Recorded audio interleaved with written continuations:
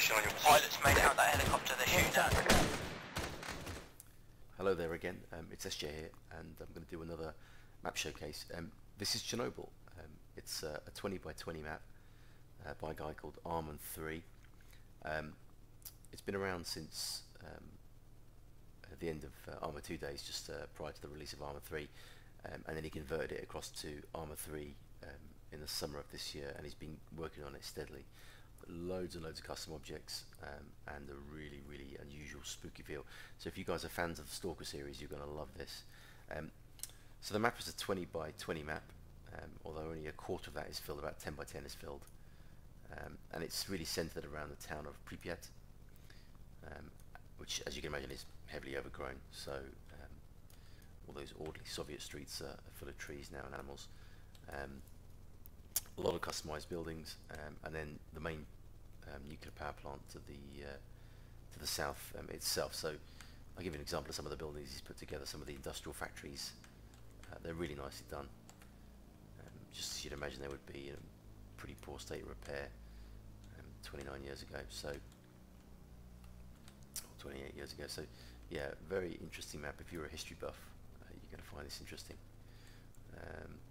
The city itself is really very interesting. It's probably really the major feature, really. I'll take you to the Chernobyl plant, which is in the distance over there later on, but actually I think the most exciting bit is Pripyat itself. He's done a really, really nice job of putting together some famous landmarks. A lot of photo research has gone into this, I think, because some of these buildings are really, really well modelled, and you can see they're basically falling apart. They haven't been touched since 1986. But a lot of them are enterable, as I say. AI pathing might be difficult. Some of these buildings are they're not sat on the ground properly, which can cause issues. I'll give you another example of that. You can see here he's actually placed the building on top of holes in the ground, which is fine for player units. But if you're trying to get AI bots to run up these stairs, for instance, they're just going to get caught in this hole. So you've got to be a little bit careful how you put your missions together and what you're expecting to get from the units. It's got a lot of historical touches, so I don't know if you guys realise, but a lot of vehicles were used to try and put the fires out in Chernobyl, and of course all of those vehicles were heavily contaminated, so they just basically got dumped on site. So it's a absolute museum piece, highly toxic. Yeah, a museum piece of everything from 1986, loads of helicopters and all sorts of stuff. And all these models look to be custom, whether he's produced them himself or he's pulled these from other models, I don't know, but I don't recognise any of these vehicles, so I think they're all custom. Yeah, very impressive. And in the editor he's got quite a lot of objects as well, which you can place down to further enhance the look and feel of the mission. So as you move out towards the south, southeast, you get to the actual main plant itself, which is again very impressively put together.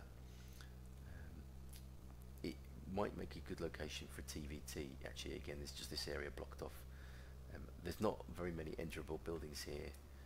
He's tried to obviously model it as best he can, and he's done a really good job of putting the actual plant together itself.